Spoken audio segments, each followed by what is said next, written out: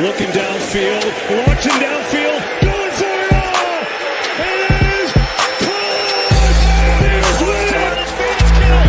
Big play. And a stiff arm. George Kittle. Flag fly. And Manning's going to heave one. There's a flag. Back to the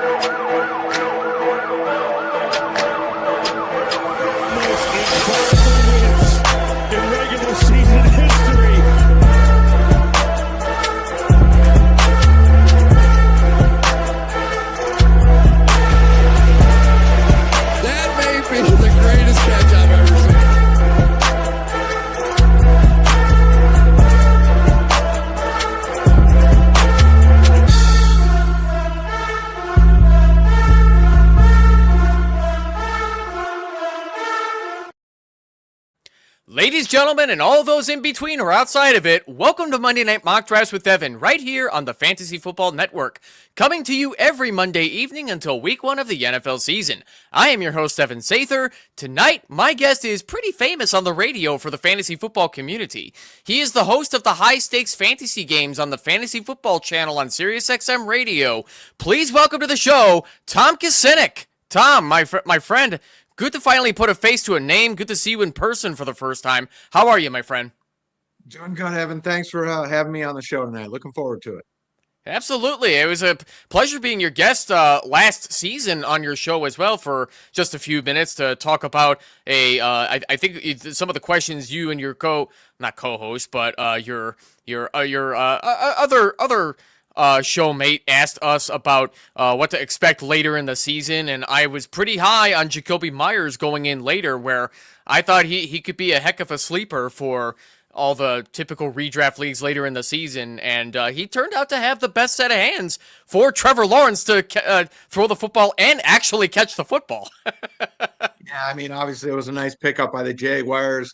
Myers really stepped in and filled a good role that they needed. Parker Washington, of course, emerged in a huge way. But yeah, Myers was a great pickup for Jacksonville. Gave them the stability that they really needed at wide receiver that they were looking for. Of course, we all know about the issues that Brian Thomas had.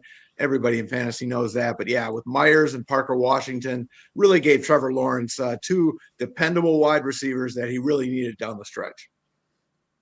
Heck yeah. And as we're talking about the high stakes fantasy game show, so I don't personally have a SiriusXM subscription myself, but I've definitely been wanting to get one. I don't have a car myself, so that's how most people have that SiriusXM subscription to even hear the show. But I've been meaning to get one for a while too. So Tom, take us through how the high stakes fantasy game show has been going into this off season. Now that it's June 1st, we have a lot to talk about tonight too with the transactions. So what can folks expect coming up with more on-air episodes for the High Stakes Fantasy Game Show? Well, certainly we're going to be talking more and more football as we get into the summer months now. We talk a lot of baseball at this time of the year, but yeah, more and more football now. Like you said, a lot to talk about as we get closer and closer to the start of training camps and the summer months heat up. There's going to be a lot more to talk about. We got a lot of drafts going on in the NFFC right now, so we'll have ADP data we can pour over our first actual primetime draft, which is our signature contest in the NFFC. Actually sold out the other night, Friday night, so we'll have draft results this coming Wednesday we can talk about from the prime time, which has a $300,000 grand prize this year, the highest grand prize we've ever had in the prime time. So a lot of great draft results. We'll be talking about interviews with beat writers as well. So a lot to look forward to as we get, like I say, closer and closer to the start of training camp. It's hard to believe July is coming up fast, which of course means football. More and more exciting stuff to talk about with football coming up on the High Stakes Fantasy Advantage on Wednesday nights into July. And then once we get a little bit closer to into the season, the show will shift over into Thursday nights. And of course, we'll have games to talk about on Thursday. So really looking forward to it.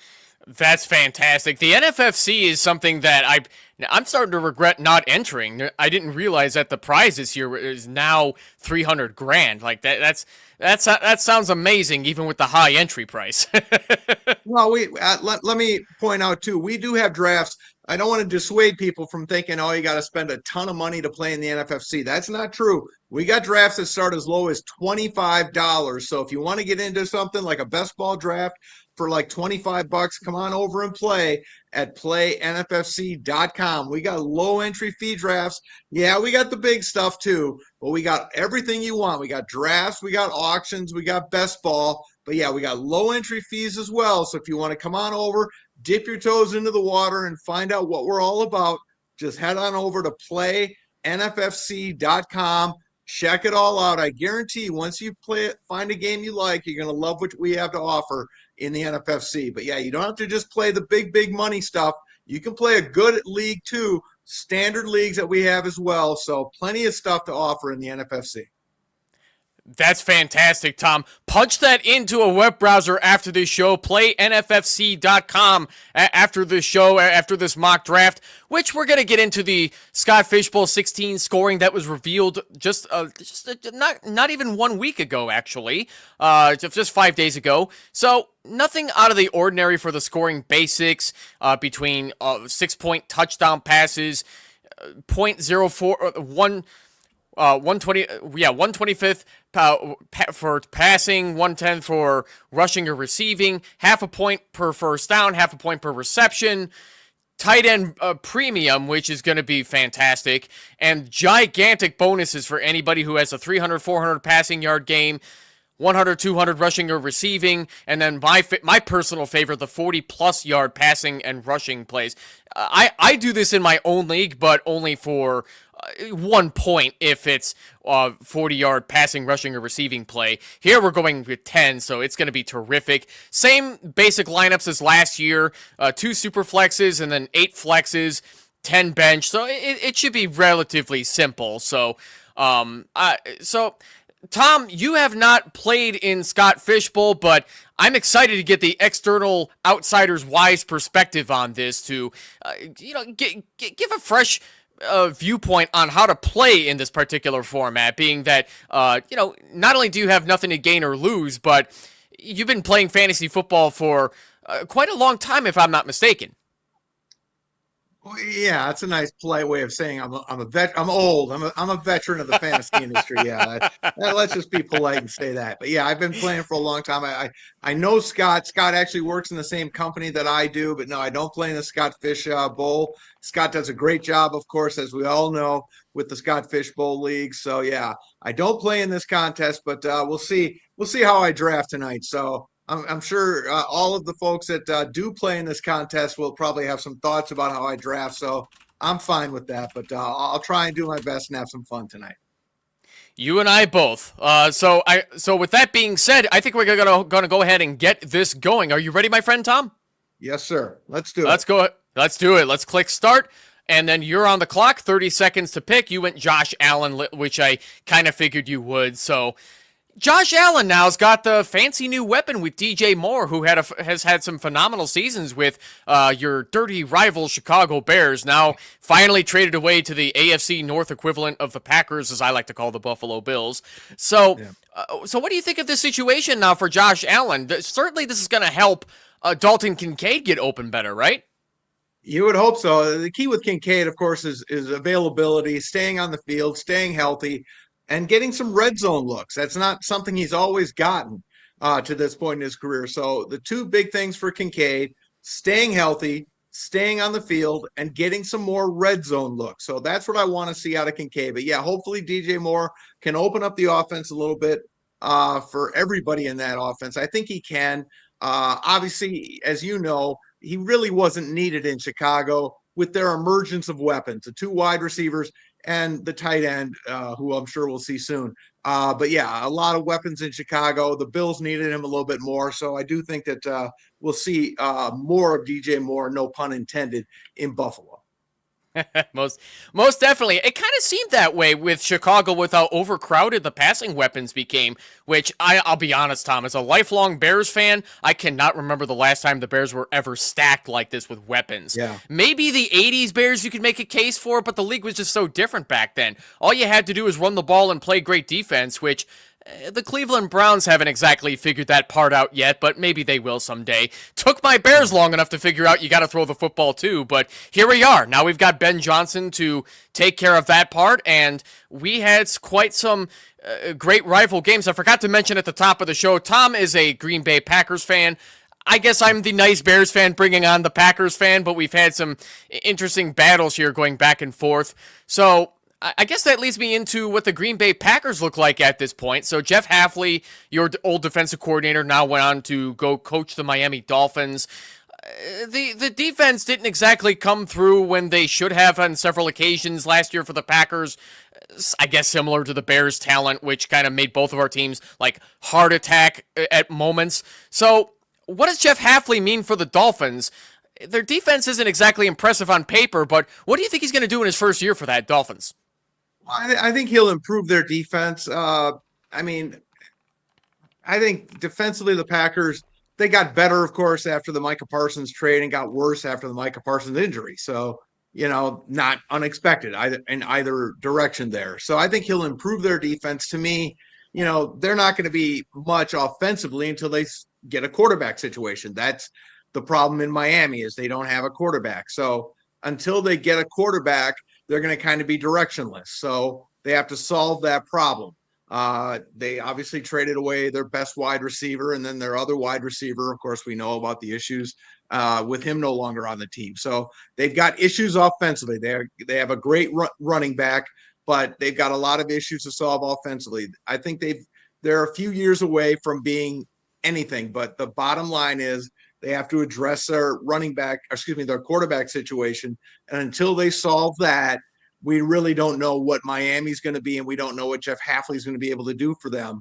So I think we have to give him time to figure that out until they're able to solve their quarterback situation.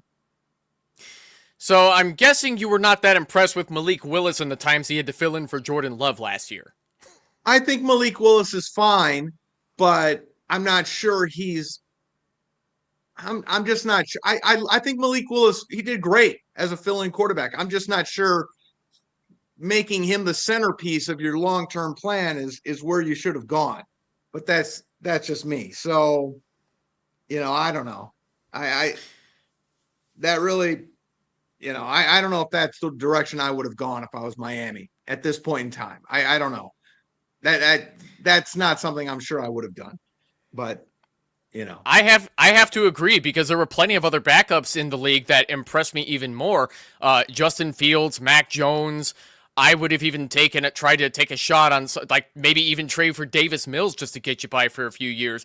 Because what it looks like to me with the Malik Willis signing is that they want a mobile quarterback who can deal with the terrible offensive line they're going to have in Miami for a few years. Maybe take a shot on a new quarterback in 2027, like maybe Archie Manning Jr. or Archie Manning the Third. I forgot his the end of his name, but Arch Manning is looking like a possible place that Miami could possibly draft him to. He could sit behind a Malik Willis and develop. I'm not sure if the Dolphins are that smart of an organization to do that, but does that sound like a plausible plan to you, Tom? I mean, I think, if the reports are true that 2027 is going to be a better year for quarterbacks, maybe that's the way I would have gone. Just kind of bury it for this upcoming season, understand it's going to be a rough year, take your lumps, and then go into 2027 and try to find my quarterback that way. I understand the appeal of Malik Willis. Obviously, I do. But would that have been the route I would have gone? I'm not sure that's the route I would have gone if I was Miami in their situation. That's just me. That's just me personally. I'm not sure that's where I would have wanted to go. Yeah, and you're not going to get a disagreement from me on that either, Tom, being that, I guess I can make sense of what they're trying to do with Malik Willis, but like I said, I could think of multiple other free agents and backup quarterbacks around the league who would have been better than Malik Willis, but I mean, I even saw some Packer fans reacting quickly to being like, "Oh, Malik Willis looked better than Jordan Love in some instances," and I'm like, "Get out of here!" No. That's again, you got to understand who Packer fans are, and that's no. I mean, no. Other than saying no, I can't say no more emphatically than that. I mean, no. We went through the same thing in Chicago with Tyson Bagent allegedly being better than Justin Fields. And I mean, there may have been some throws that Bagent did a better job with than Fields, but Fields was our starter for a reason. He had the complete package we wanted to develop, and we let him down with some just shit-ass coaching, which I won't get into that anymore. I'm about to make my next pick here. Let's go Jeremiah Love for funsies, and then we'll follow that up with... let's go Brock Purdy here, now that I've filled out both of my quarterbacks. So, I am actually higher on Brock Purdy than I have been before, now that he's got Mike Evans to throw the football to. Kittle will probably, it's questionable whether or not Kittle will remain healthy all season long. Mike Evans will definitely play through tight hamstrings or pulled hamstrings or whatever, because that's what he does. Christian McCaffrey is still not slowing down. He still looks damn good until I see otherwise. Mike Evans is surely going to make Brock Purdy a better quarterback statistic-wise. I can't think of any other reason why he wouldn't. Would you tend to agree on that part, Tom? I mean, I love the fit there with Evans. Absolutely. I think the question, of course, with Evans is how many games will he play in San Francisco? You got to worry about the durability, but I certainly like Mike Evans there. I like the fit quite a bit. So without question. So I gotta find me one position here. So I'm doing a little searching on my app. Yeah, and unfortunately I do like Evans quite a bit. And I'm not a big Purdy fan. But I think it's better with Evans there. Then I'm probably a little higher on him this coming season than I ever have before. But I'm just generally not a big, huge Purdy guy. But I'm probably a little higher on him than I have been in years past. Yeah, and unfortunately, we just have the categories on Sleeper as divided by flex and super flex, which is exactly how Scott Fishbowl's going to go. As you're making your next two picks here, I'll point that part out where Scott Fishbowl, if you've never played in this tournament before, a lot of it is just go get your guy based on how you feel is going to dominate with the scoring bonuses and just the overall format that we have in this given year, which... Oh, you know what? I'm going to go Homer here for the heck of it. There you go. Yeah, that's a great pick, by the way. I love Tucker Kraft at the 412. It's almost criminal that he fell that low. All right, now I'm gonna get my super flex out of the way. All right, and we'll see where that goes here. No shortage of quarterbacks to grab here at this point with 5 seconds on the clock here. Trevor Lawrence. Yep. Now we're done. Exactly. So actually. I've seen a lot of people poo-pooing Trevor Lawrence, at least because he did not look good at all. It was a rough year getting used to the Liam Cohen system with this new offense. Jaguars go out and they trade for Jacoby Myers from the Raiders just to get a set of hands that can actually catch the football better than everybody they had. Brenton Strange is looking like a decent tight end too in fantasy. Yep, I'm not. Strange. Yeah, I'm not convinced that. I'm not convinced that Brian Thomas is going to remain terrible. I think he's definitely going to bounce back. I forgot the name of their rookie wide receiver who's playing like Deion Sanders, the two-way guy. I don't know why I'm forgetting his name. Hunter. Yeah, Travis Hunter. I'd be very surprised if Travis Hunter remained fantasy-friendly for wide receiver. It's sounding like they want him to play more DB, and I guess it would make sense being that they did go out and pay Jacoby Myers the bag. So it's going to be looking like the Thomas and Myers show out there in Jacksonville. Do you see Trevor Lawrence having a similar season that he did last year where he finished as the QB4 in spite of a lot of struggles? Well, I don't know about top 5-ish, but I certainly think he's a solid QB1. I think he's right there. I mean, you got Washington and Myers. I'm not sure where Brian Thomas fits in, honestly. He's very talented. I think they need to trade him personally. I think Washington and Myers, I love Brenton Strange. I'm a big Brenton Strange guy. I probably shouldn't be giving that away right now, but I love Brenton Strange. So I think he's got plenty of weapons there. I think the second year in that Cohen offense is going to benefit him. I thought he got more comfortable as the season went on. Again, like we talked about earlier, I think the Myers trade really helped him settle in. Washington's emergence helped him. If they do use Thomas as their third wide receiver, that's huge for him because he can stretch the field and do things that Washington and Myers can't do. We'll see what they do with Hunter at all. If they use him at all, that gives him 4 weapons at the wide receiver spot, and with Strange, 5 legitimate weapons. I think Trevor Lawrence is big. I think there's enough depth at quarterback this year. So, yeah, I do like Trevor Lawrence quite a bit. Yeah, I'm surprisingly high on him too, where I don't think he'll necessarily be QB4 again, but he's definitely capable of being a top 10 quarterback if the Liam Cohen system actually succeeds and T-Law just doesn't struggle as much to start off the year. So, yeah, I agree with you too that I think Brian Thomas Jr. needs to get traded to an offense that will actually use him better, just like his rookie season. And here's my point about this. If they're not going to use him, which they didn't last season after Washington emerged and Myers came over, now's the time to trade him because he's on a rookie contract. So teams will give up value for him. They'll give up assets for him for a young wide receiver with perceived talent on a rookie contract. Or you can wait until he walks as a free agent and all you get is compensatory picks. Now's the time to trade him if you're not going to use him. And they clearly weren't using him in the second half of last season. So they've got to make a big concerted effort to involve him in their offense now. If they're not going to do that, then trade him. Because now's the time to do it, or he's going to walk as a free agent and you're not going to get value for him. So this is the time to do it. Either do it now or don't do it at all, and you get nothing of value for him. You hear that, James Gladstone? That's what you got to do with BTJ. Get on it, man. Yeah.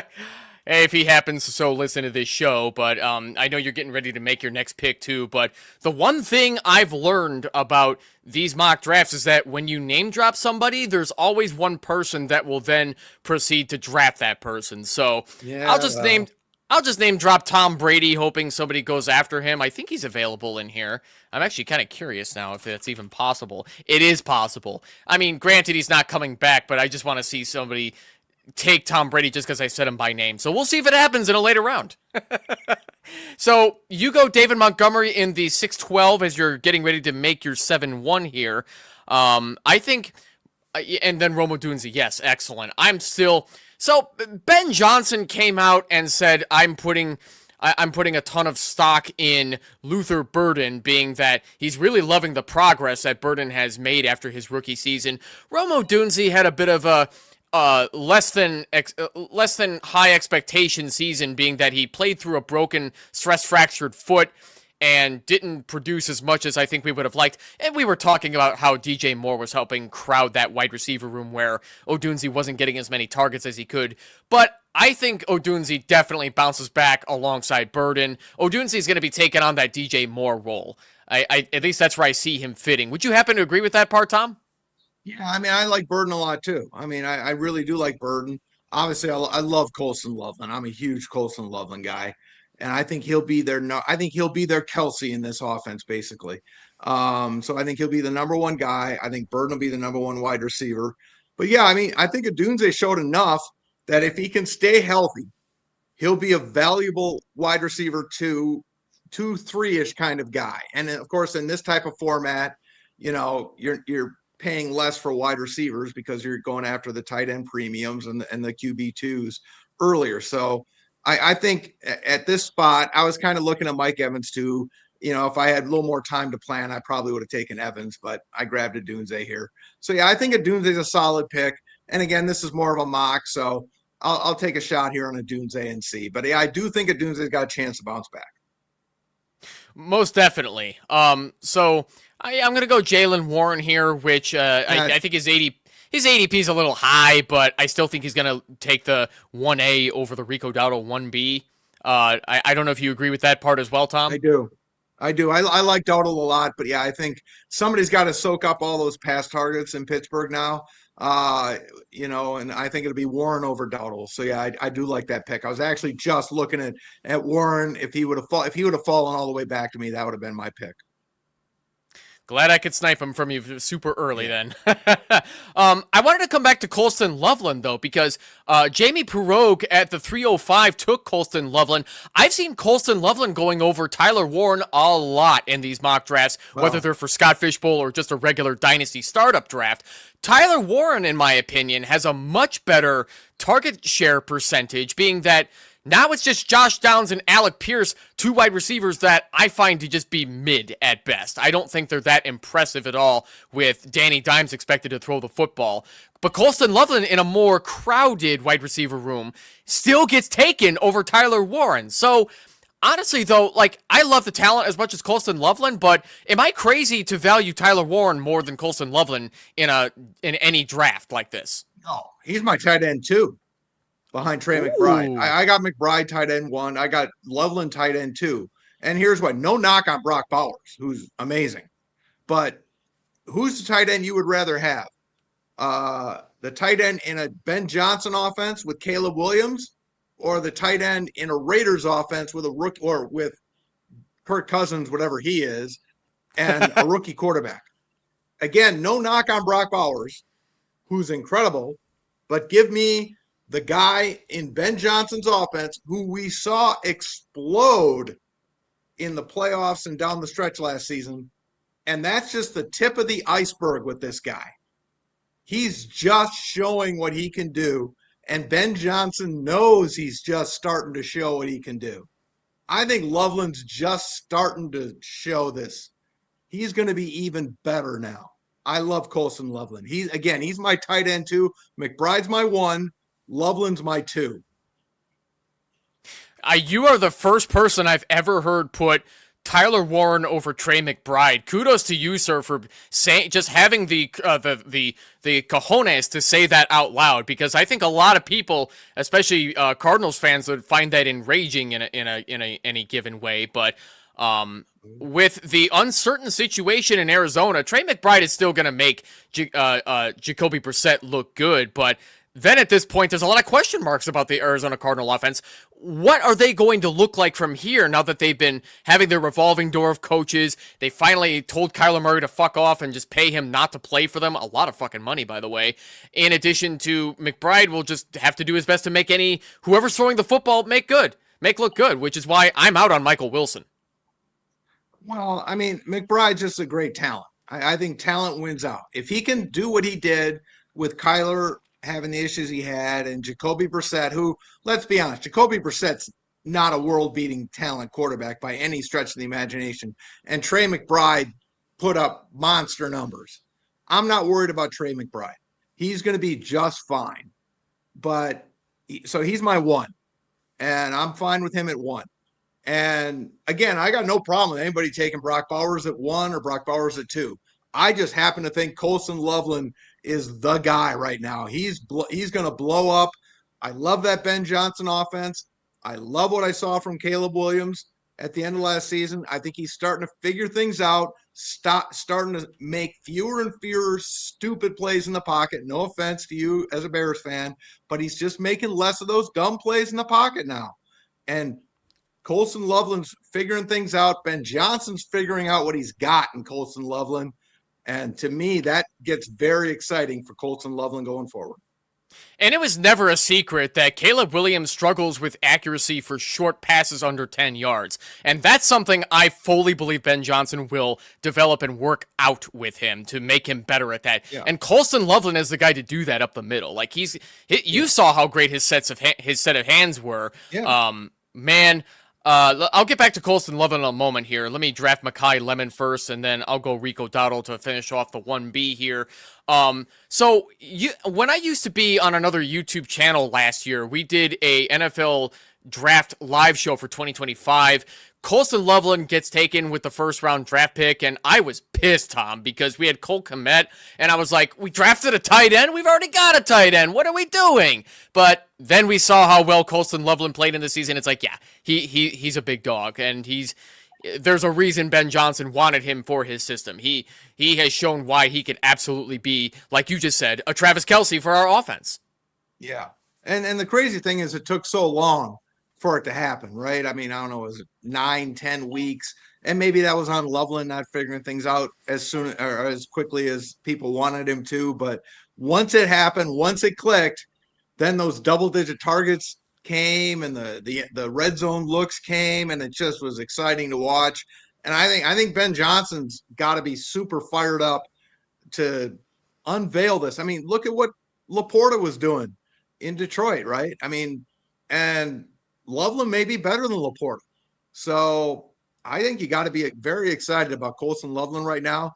And if you're in a draft, not just a Scott Fish Bowl, but any kind of a draft, and he's going as tight end 3, if you want to, I'm not a tight end early guy, so I'll probably have 0 shares of Colston Loveland this year because I just don't take tight ends that early. I had a bunch of them last year because of where he was going, but get him if you love tight ends early.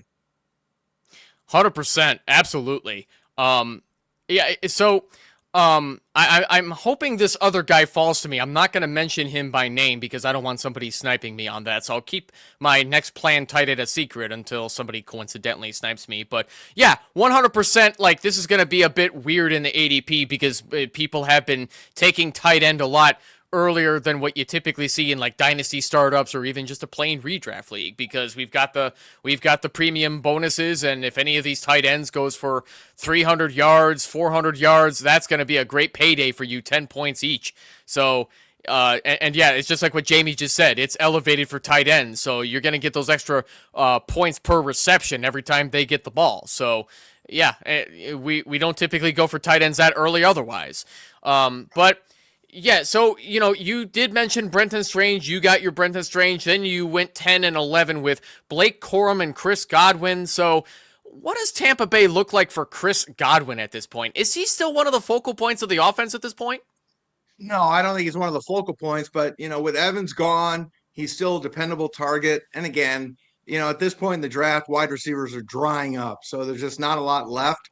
So I'm just kind of looking for somebody that I think is reasonably dependable. There's not a lot left at wide receiver at this point that I really like. So I'm just kind of looking for dependability. So in that offense, he's dependable. And I think they need dependability right now. And so that's kind of what I was looking for. Again, there just wasn't a lot out there at wide receiver I really liked. Corum I do like a lot this year. So I was happy with that pick, but yeah, dependability was kind of all I was looking for, a wide receiver, and Godwin kind of fits the bill. I'm not super excited about him by any stretch, but dependability, that's all I could say.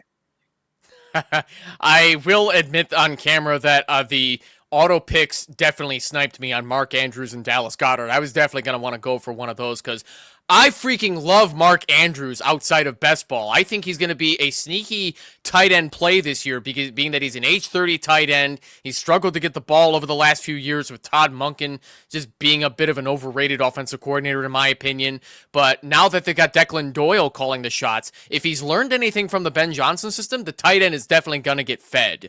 Let me make my tight end pick here. I'll go Dalton Schultz, and then I'll go Romeo Doubs for the red zone opportunities. But getting back to the Baltimore Ravens, though, Tom, is Mark Andrews going this low pretty much criminal according to ADP?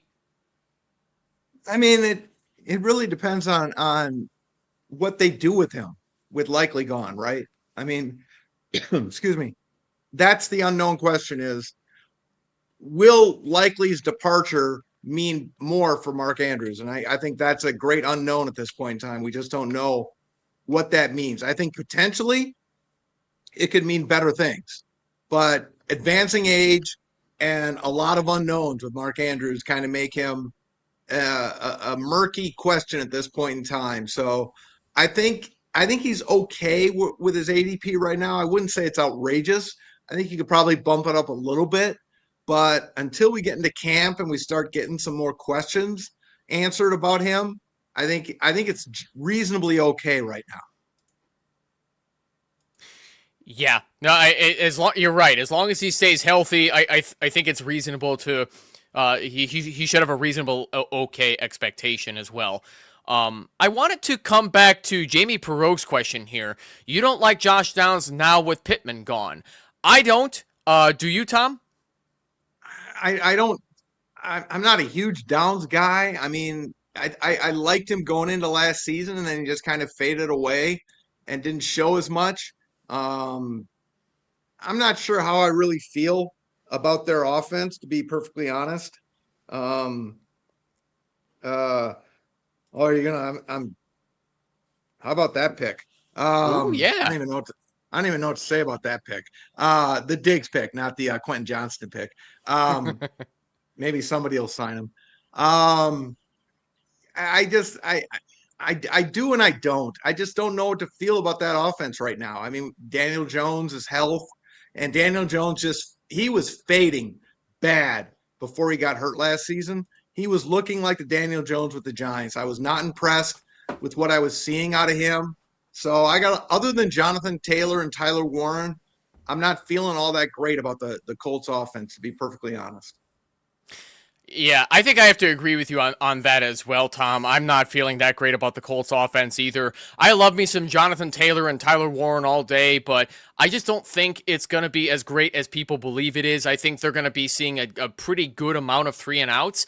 I don't think they're going to be the worst offense in the league by any stretch. That's going to be the Cleveland Browns unless, somebody proves us otherwise. But, I don't see them being better than like middle of the road as far as keeping the offense on the field. Yeah. I mean, again, it hinges on what we get from Daniel Jones. I mean, who is he? Is he the guy who was a miracle worker the first how many games of the season, or is he the guy that was fading, badly before his injury? If he's that guy, if he's the Giants' Daniel Jones, they're going to be in a whole lot of trouble. Because the Giants' Daniel Jones was just not that good of a quarterback. And there's a reason why Giants fans weren't that excited about him before he left town. So, I don't know how you can get excited about the Colts offense right now. I mean, and getting rid of Michael Pittman to me was not a smart move. I'm a big Michael Pittman. I wish he wasn't in Pittsburgh with that quarterback. I wish he was pretty much anywhere else. I'm a huge Michael Pittman guy. I love me some Michael Pittman, too. I think he's going to be a solid low-end wide receiver, too. That trade kind of tells me that alongside drafting Jeremy Bernard, that I think, they want to load up on weapons to go with DK Metcalf, but I don't think they're that confident in DK Metcalf. It seems like they want to develop Jeremy Bernard to at least replace DK Metcalf at some point. I don't know how they plan on getting rid of him, but I mean, I figure there's a reason they're spending a second-round draft pick on a wide receiver. They're just going to want to get somebody to replace with DK Metcalf, where Pittman at least has plenty of good years left to go with not getting the ball in Indianapolis as often as he should. Classic Mike also mentions, don't tell Phil this. On our Friday Scott Fishbowl mock draft show, he was super high on Josh Downs.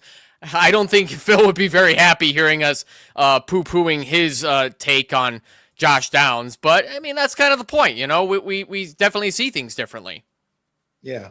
No, I mean, I like Downs just fine. I'm just not crazy about the Colts offense right now. Other than Taylor, I love Taylor, love Warren. I'm just not crazy about the offense as a whole. There's a couple of picks down here that I really, really like between Big Game James and Merck. They took Jalen Naylor at the 1408 and then Isaiah Pacheco at the 1409. So the Raiders really don't have any other weapons outside. We were just talking about Brock Bowers earlier as you're making your next couple of picks. I'll cut straight to the point. Is Jalen Naylor really the top wide receiver in Vegas? Oh, Lord. It sure looks that way, doesn't it? That's kind of scary. That's very scary. That's very scary. And they didn't spend big draft capital on a wide receiver either. No, that's frightening. That's very frightening. Yeah. So yeah, yeah, and I like you taking the shot on Jerry Jeudy too, in case those rookie wide receivers they drafted are not quite ready. Or in case somebody's smart and calls the Browns, see a fire sale going on in Cleveland. Yeah, the potential Jerry Jeudy trade couldn't hurt either. Maybe the Raiders will get him, and somehow he'll be good with Fernando Mendoza. Or the Chiefs.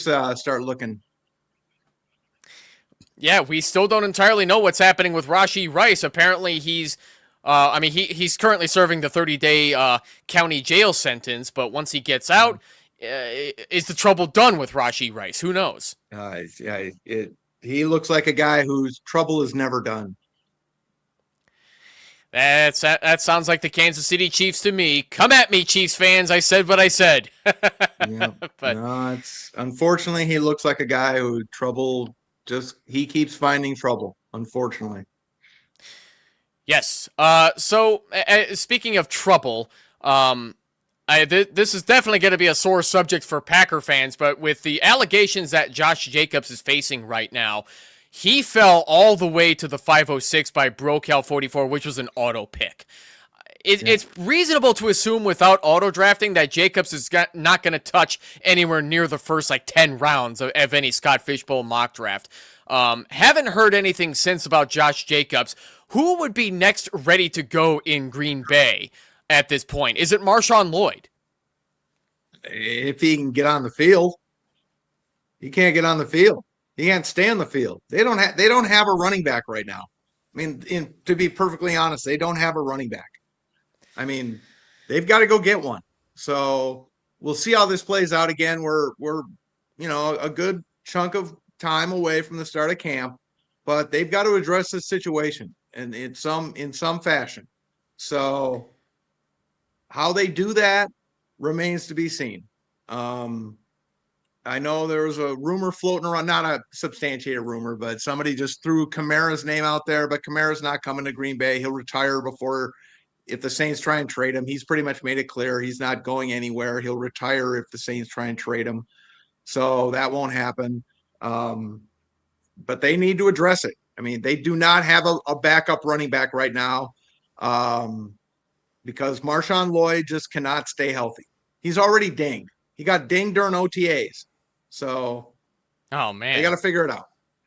I didn't even hear about this year's OTAs. He's already dinged up. My God, the poor young man can't catch a break. No, he can't stay. Again, like I talked about earlier with Kincaid, you got to stay on the field. That's availability is the most important asset you can bring to a football team. That's the most important talent you can bring. The most important skill, it's availability. He can't bring it. So they have to address this in some fashion. Classic Mike jokingly says Pierre Strong Jr., but maybe they'll pick up Najee Harris. There's also Najee Harris. There's also James Conner. There's plenty of other candidates who could be a maybe for the Packers. Conner would be my preference. I don't see any reason why the Cardinals would keep him. They don't need him. Allgeier's not going anywhere. The Cardinals are not going to get rid of Tyler Allgeier. Trey Benson might be dead for all we know. We haven't heard any sign of him, and he's got no value. Conner's the one. I mean, I understand he's getting up there in age. He's got durability issues, but he'll come super cheap. So he would be the target for me. It'd be James Conner. And if I know my Green Bay Packers, well, not my Green Bay Packers, but if I know the enemy quite well, it's not common at all to see them go out and make big or small trades in general. Like, I recall seeing the Packers trade a seventh to go get a punter. Like, they'll trade based off of like an emergent need as you're making your next pick here. So we're getting into near the end of this draft here, ladies and gents, and all those in between or outside of it. We're at the end of the 16th round. Things are starting to get a bit thin, and taking Justin Fields at the 16-12, I freaking love going that late, being that it's pretty much a sure thing that Fields is starting for the Chiefs, being that it would be a miracle of science if Patrick Mahomes was ready for week 1. Yeah, I mean, I'm not banking on it, but again, it's a mock draft, so we'll see. I mean, there's another guy I could have taken at that spot, and I thought about it. But Geno was the one I did actually believe. That's how sad this is. But Geno Smith was the one I wanted. He went one pick before me, so I decided to go Field. So we'll see. Again, it's a mock, but there was another guy I was looking at.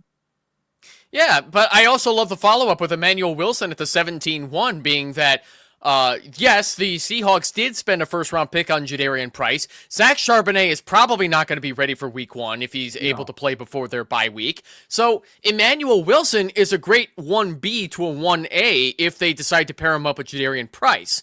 So Ken Walker, I don't understand why the Seahawks let him go in free agency. They must have just been really in love with Jadarian Price. So Emmanuel Wilson is got to be the perfect guy to fill in as a 1B, right? Well, we know the Seahawks love a committee. That's who they are. They are a running back, not maybe by committee, but they love 2 running backs. And Emmanuel Wilson will be the backup running back there. That's not to say he'll fill the Zach Charbonnet role, but he will fill a role on that team. So I think having a guy certainly this late in a mock draft, that's exact. I'll probably have a ton of Wilson shares this year. I've actually done 2 mock drafts already. I've grabbed him pretty much around this spot in both drafts because I do think he'll have a role on that team. So it makes sense to grab Emmanuel Wilson late in drafts this year. Oh, definitely. And to get him that late is pretty much almost criminal. Like that screams value to me. And as I'm scrolling down, struggling to figure out who the hell am I going to take in the 1801, it's looking mighty thin here. I don't see a ton of people who have amazing value, but just in case Terrence Ferguson doesn't work out, I'm going to take a shot on Max Clare because it seems like the Rams are never going to get tired of spending second-round draft picks on tight ends. They can't seem to figure it out with the tight end position. But, Tom, I don't know if you've scouted Max Clare that much. What do you think of his prospect profile? Could he actually be the one for the Sean McVay offense? Well, they like a lot of tight ends in that offense. So I think, best ball, to me, if you're drafting a Rams tight end, I think you want to do it in best ball. I think that's the preferred format. Season long, it's tougher because you just never know week to week which one's going to hit. But in best ball, go grab 1, go grab 2 if you can, because they're bound to hit on various weeks and it's various ones. So which one, who knows? But in best ball, if you have 1 or you have 2, you're going to get lucky because they do tend to hit. Most definitely. And yeah, a lot of late tight ends are definitely starting to go as well here after the 10th round. Despite the auto picks in the 11th round, we started to see TJ Hawkinson, AJ Barner, Gunnar Helm, Mason Taylor, Eli Stowers. I'm not that big of a believer in Stowers, but when Dallas Goedert's time is up in Philadelphia, who knows? Maybe his athleticism will work out for the Sean Mannion offense if he sticks around in Philadelphia. Getting Saquon Barkley's stamp of approval must mean a lot if he's already thrilled with Mannion. And Sean Mannion is no stranger to Packers wide receivers. They went and signed Samori Toure today. Yeah, well, good luck with that. Yeah, it never hurts to have the depth signing. Be the uproar at the 1804 drafted Brandon Ayuk. Is Ayuk just going to run out the clock or his contract in San Francisco and then just basically be put on a do not trade or do not sign list throughout the rest of the NFL, considering how badly he just fucked up the situation he had with the 49ers? I think so. I think it's done for Brandon Ayuk at this point. I mean, I guess it can't hurt, to throw a pick at him in a mock draft. I couldn't do it in an actual money league at this time. I mean, if better news came out at some point, things changed, sure, but I just think it's over for Ayuk at this point. Yeah, I think that's pretty much going to be the end of his career as well. The Mike Evans signing tells me that, well, they wanted Ayuk to be the X receiver in that offense. Never worked out. Couldn't stay healthy. Couldn't quit being dramatic for some reason. And now he just decided to fuck off and just take the 49ers money. Okay, that sucks, but it happens in the NFL with some of these talents. They just get in their head, and whatever the case was behind the scenes, who knows. And now you've got, we talked about Mike Evans in that offense. Flipping it over to other Western teams, though, yeah, Colby Parkinson, Jaylen Noel. Do you see auto pick? Troy Franklin, yeah, why not at this stage? Let me make my next pick here. Yeah, let's go Zachariah Branch. I needed wide receivers anyway. But I wanted to ask you about Jaylen Noel, though. Is there a path to him getting superb targets in the Houston Texans offense? I wouldn't use the word superb.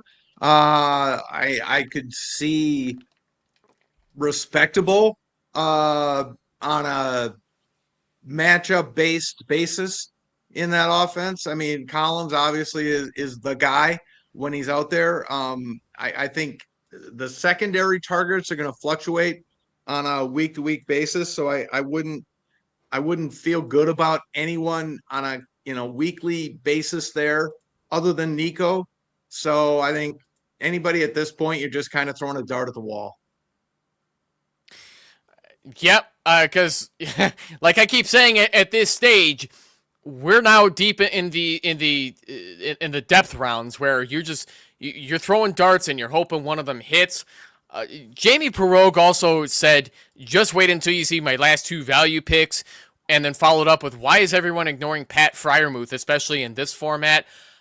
I don't hate Pat Freiermuth as a solid tight end too, but with the talent that they've acquired in this offense, with sets of hands that look like they can catch the football well enough from Aaron Rodgers, I don't see a path to Pat Freiermuth being more valuable than about, well, in a regular fantasy football league, 8 fantasy points per week, but with the tight end premium, that could lead to possibly double, which would definitely help your lineups. Should people be looking at Pat Freiermuth just like what Jamie's encouraging us to do? I would say in this format, yes. In regular formats, I'm not that excited because I think Pittman's arrival kind of cancels out Pat Freiermuth. I think Pittman takes those targets away. But in a tight end premium format, sure. At this point in the draft, yeah, I can see being a little more excited about it. But in a regular type format, I can't get that excited about Freiermuth with Pittman there. Yeah, the Michael Pittman trade definitely soured me on Freiermuth as well, in addition to the second-round pick spent on Jeremy Bernard. Demonic Mike, you took Tom Brady. I knew it. See, every time I name drop somebody, that's the guy that's going to go. But it doesn't seem like Tom Brady's coming out of retirement. But hey, with a late-round pick like that, it sure is funny. I loved your last pick, too, with Ray Davis to cap things off, even though it doesn't seem like he has a solid path to production behind James Cook being the absolute lead running back ahead of they even have guys like Ty Johnson catching passes out back there. I don't remember if he's still on the Bills, but that's just the way they do their backfield. But I've been in love with Ray Davis ever since he got drafted. He's a great goal line guy. Would you bank on Ray Davis to be a goal line guy for a format like this? Yeah, I mean, again, last pick of the draft, why not? Throw a dart at reserve running back on a really good offense. Injuries hit, you never know what can happen there. But yeah, Ty Johnson's still out there. So even if Cook got hurt, he wouldn't get the backfield all to himself. So, but again, you take a backup running back or a reserve running back on one of the best offenses in the NFL with your last pick of the draft, why not? For sure, and I wanted to get to an earlier question I didn't get a chance to touch upon that classic Mike brought up in the comments. Jackson Dart falling to the late third round, which was taken by, I think Duarte 5656 was present at the time that this happened. I could be wrong, but he went behind a lot of other guys who are not quite as mobile as Dart, such as Joe Burrow, Patrick Mahomes. So should Jackson Dart have gone at least in the second round, if not earlier in the third? I mean, I'm not taking him ahead of Burrow. I mean, I guess you can make the argument ahead of Mahomes. I'm big on Mahomes this year. I just can't see him having 2 suspect years back to back. Of course, the Rashee Rice thing, clouds everything a little bit, but I think their running game is going to be so dramatically improved with Kenneth Walker. And I think that takes so much pressure off Mahomes. I mean, they just could not run the ball at all last season. So to me, that just helps Mahomes so much. And I agree with the comment there. I think Burrow in this format is going to be huge. There's no way I'm taking Dart over Burrow. And I think Mahomes bounces back. I don't think Mahomes is going to be like, top 3 or 4, but I think he's going much later than he should in most drafts to this point that I'm seeing. So I think he's going to be a target of mine this year. Again, the Rashee Rice thing is cloudy, but to me, it's all about Kenneth Walker and upgrading that running game. Yeah, 100%. Because the Chiefs have very badly needed a running back in that for how many years now? They were even trying to make it work with both Isaiah Pacheco and Kareem Hunt, and neither one of them looked good at all behind that offensive line. It also didn't help they had Matt Nagy promoted to offensive coordinator, where the only plays he's capable of running are running back draws and wide receiver flat routes, and that's all you're getting with Matt Nagy because he doesn't know jack or shit about an offense. Good luck, New York Giants. You are going to need it. But now they got Eric Bieniemy back as their offensive coordinator. So you said you're higher on Patrick Mahomes. Does the Bieniemy rehiring for the OC role definitely help make your case for Mahomes? I think it helps. I mean, certainly it's familiar for Mahomes. I think he'll be a little more comfortable with Bieniemy. But to me, it's really, again, I'm repeating it, but it's about Kenneth Walker. And it's about the upgrade at running back because they just needed that to take pressure off Mahomes because he was put in so many disadvantaged situations because they just couldn't run the ball. And now they can. And you get in the red zone, you're going to be able to run the ball better. And I understand Kelsey's not the guy he once was, but he's still effective. He can still draw attention from defenses, and that's going to help. And if they can just get Rashee Rice on the field to start the season and keep him out there for the entire season, that's going to be huge for their offense, right? And you got Rice out there and you got Worthy. I understand Worthy is a disappointment, but he's still a threat to defenses. Now you've got multi-dimensional threats on the field offensively that will help Mahomes. I just can't see him being the disappointment that he was 2 seasons in a row. 100%. Jamie Perrogue asks, would you prefer Rome Odunze or Cam Skattebo in this format? I got to go Odunze here because I'm not convinced the Giants are convinced that Skattebo can run his reckless style of football for a long time. They can't quit Tyrone Tracy behind him. I think they're going to go with a split backfield at this point. What do you think, Tom? I mean, I understand, if Jeremiah Love's on the board, I get it. You've got a potentially generational type talent. But the fact that they were so enamored with Love tells me something about Skattebo. If they felt really, really good about Cam Skattebo, I'm not saying even if Cam Skattebo was 100% healthy, they weren't going to look at Jeremiah Love because he's Jeremiah Love. I get it. But something nags me about that.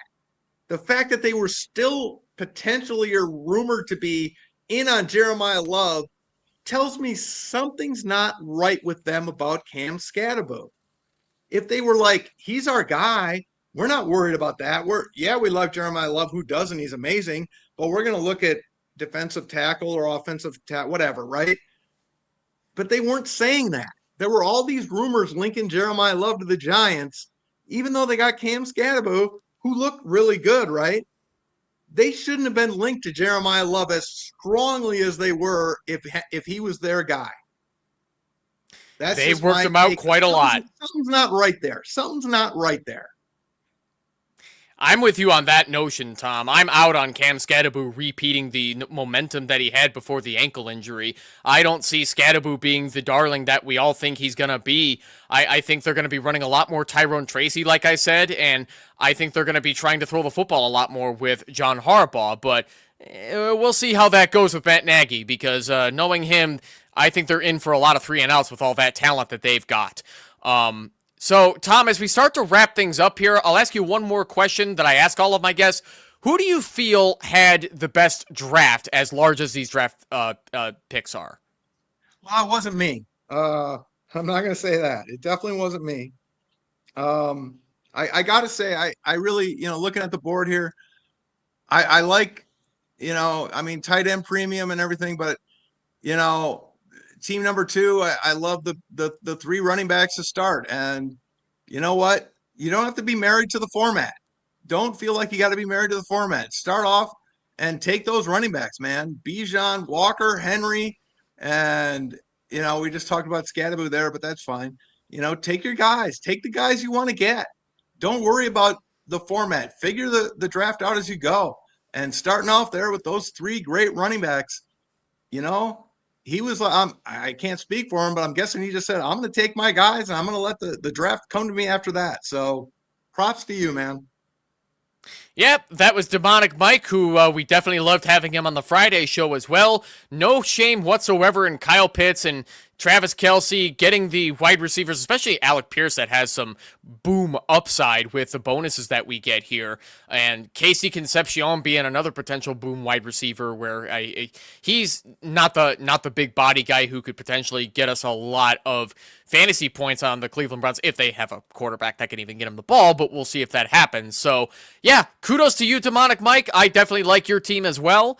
Love the value that you got, even though Tom Brady ain't it. But hey, man, it amused me. That's all that counts. So, ladies, gents, all those in between or outside of that, would like to thank you all for joining us this evening. Once again, I'd like to thank my guest one more time, Tom Kessenich, for joining us.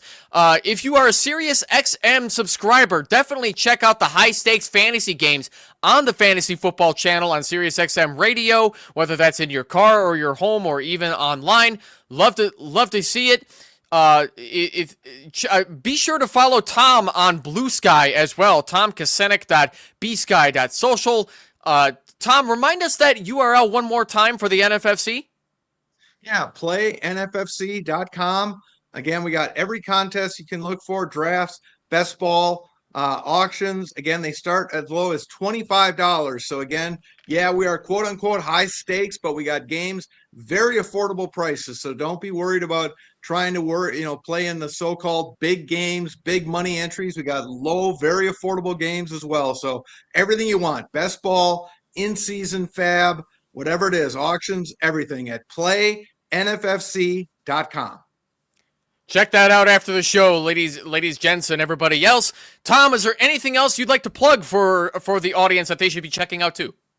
No, again, the show is High Stakes Fantasy Advantage on Sirius, the Fantasy Channel, every Wednesday night right now at 8 p.m. Eastern. So that's coming up the next show in a couple of days. So check it out. And like Evan said, I'm on Bluesky, so follow me there. And looking forward to the football season coming up. It won't be long now. Can't believe how quickly it's coming up too, Tom. My goodness. June is already here. But we're still going to have some fun. We're going to wrap this show up. And folks, be sure to check out another. If you missed out on tonight's Scott Fishbowl mock, don't worry. We're going to be running another one next week here on Monday Night Mock Drafts with Evan. Joining me for that one is going to be the great Josh Kimmel of the No Holds Barred Wrestling Podcast. You do not want to miss that. This has been the Monday Night Mock Drafts with Evan signing off. Have a great night, folks. We'll see you all next week. Take care.